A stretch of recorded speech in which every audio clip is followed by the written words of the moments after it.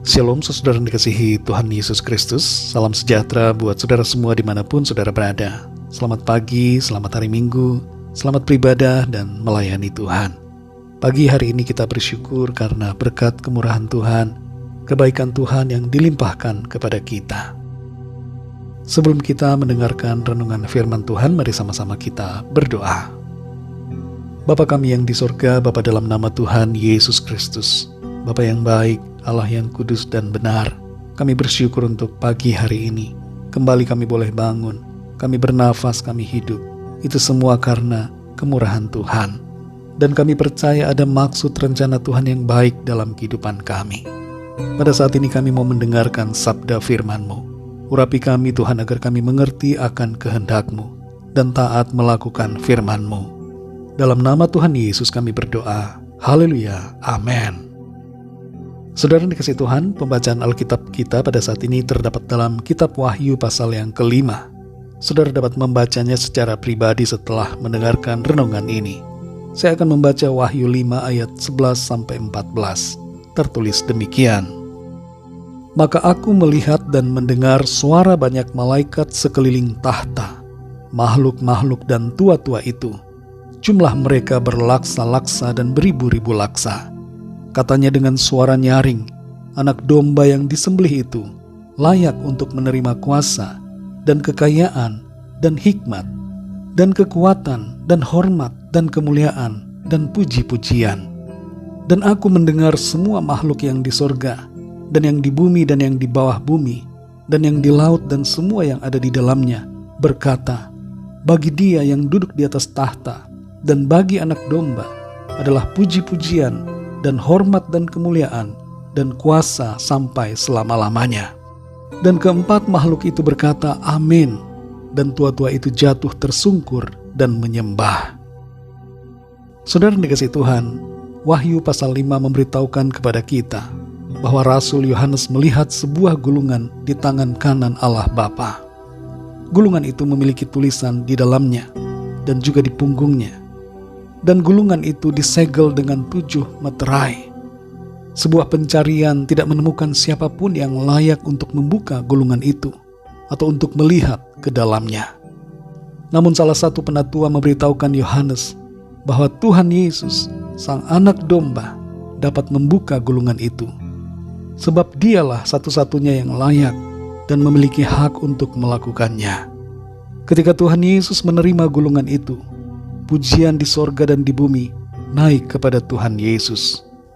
Hanya Dia sendiri yang layak untuk membuka gulungan itu, karena sebagai anak domba Allah, Dia telah menumpahkan darahnya bagi seluruh umat manusia. Pada waktu itu malaikat tidak hanya berdiri di sorga, tapi para malaikat bernyanyi bersama dengan orang-orang kudus. Nyanyian para malaikat dalam penglihatan Yohanes adalah sebuah nyanyian pujian dan penyembahan bahwa Tuhan Yesus Sang Anak Domba layak untuk menerima kuasa, kekayaan, hikmat, kekuatan, hormat, kemuliaan, dan puji-pujian. Kata puji-pujian di sini sama maknanya dengan penyembahan. Dan di ayat yang ke-14 dinyatakan bahwa tua-tua itu jatuh tersungkur dan menyembah. Tuhan Yesus layak karena memang Ia pantas untuk mendapatkannya.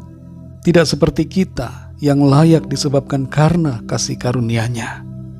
Dalam renungan kali ini, saudara, kita akan belajar satu hal berhubungan dengan kelayakan pada Tuhan Yesus yang bersama dengan Allah Bapa mendapatkan pujian dan penyembahan, yaitu Dia layak untuk disembah. Kita perlu memahami kebenaran dasar ini, bahwa pujian atau penyembahan kita kepada Tuhan tidak didasarkan pada keadaan kita. Ketika semuanya baik-baik saja dalam hidup kita, ketika kita memperoleh berkat dan pertolongan Tuhan, kita akan dengan mudah memuji Tuhan dengan hati yang penuh syukur.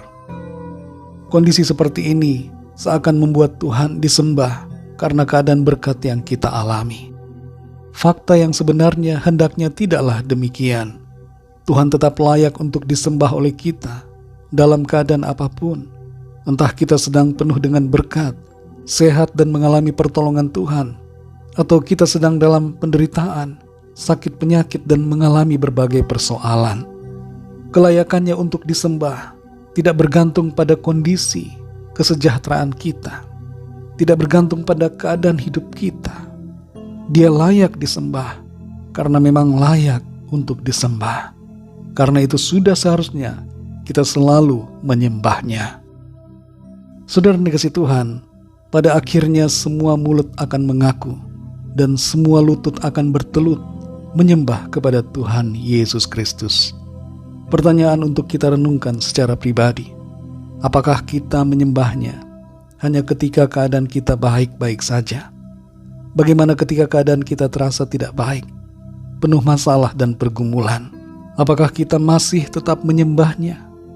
Mari kita sadari bahwa Dia layak disembah, bukan karena keadaan kita, tapi karena Dia memang layak untuk disembah dan layak menerima segala pujian penyembahan kita. Mari kita selalu menyembahnya di sepanjang umur hidup kita di bumi ini, dalam keadaan apapun. Mari kita berdoa, saudara. Bapa kami yang di sorga, Bapa dalam nama Tuhan Yesus Kristus, Tuhan dan Allah kami yang baik, yang selalu peduli dan mengasihi kami. Kami bersyukur untuk firman-Mu yang sudah kami dengar pada saat ini. Engkau adalah Allah, Tuhan yang layak untuk dipuji dan disembah.